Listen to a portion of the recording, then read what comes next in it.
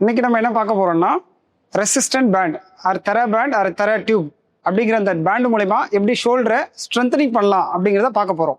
வாங்க பார்க்கலாம்.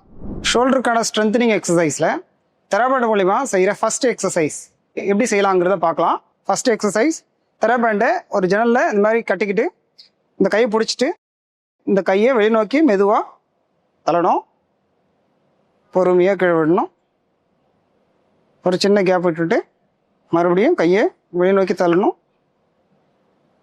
பொறுமையாக கீழே விடணும். இது மாதிரி 10 தடவை செஞ்சு பார்க்கணும். அடுத்த எக்ஸசைஸ் எப்படின்னா, தெரபெண்டுக்கு நேரம் நின்றுக்கிட்டு கையை பின்னோக்கி தள்ளணும், மெதுவாக விடணும், மறுபடியும் பின்னோக்கி தள்ளணும், மெதுவாக விடணும்.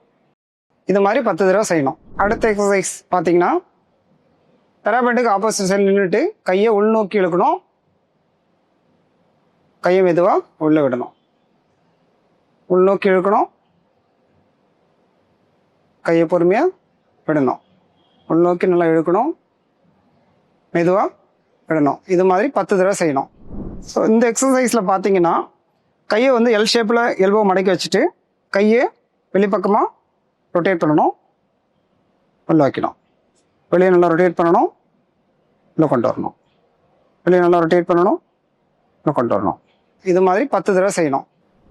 அடுத்த எக்ஸசைஸ் பார்த்தீங்கன்னா, கை எல் ஷேப்பில் வச்சுட்டு கையை உள்நோக்கி நல்லா கொண்டு வரணும், பொறுமையாக விடு, உள்நோக்கி நல்லா கொண்டு வரணும், கையை பொறுமையாக விடணும், உள்நோக்கி மெதுவாக கொண்டு வாங்க, பொறுமையாக விடு.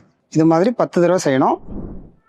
ஸோ இந்த தெரா பேண்டுக்கு நேராக ஆப்போசிட்டில் நின்றுட்டு கையை முன்னோக்கி நல்லா நீட்டணும், மெதுவாக கீழே விடணும், முன்னோக்கி நல்லா நீட்டணும், கீழே விடணும். இதே மாதிரி 10 தடவை செஞ்சு பார்க்கணும்.